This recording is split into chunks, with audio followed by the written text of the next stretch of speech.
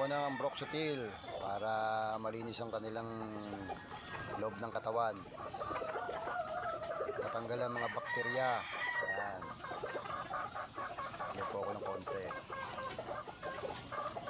Maghapon na po yan. Bukas na kami magtutubig para sigurado. Hindi...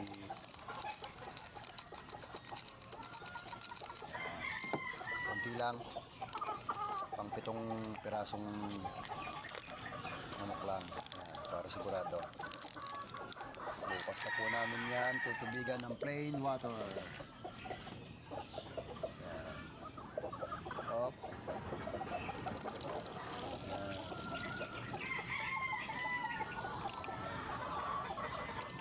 Kasyo na po yan. Pang 7. Yan. Hindi naman kailangan sobra tapang. Okay, papainom ko na. Pagkalinis ng aking mga patukaan.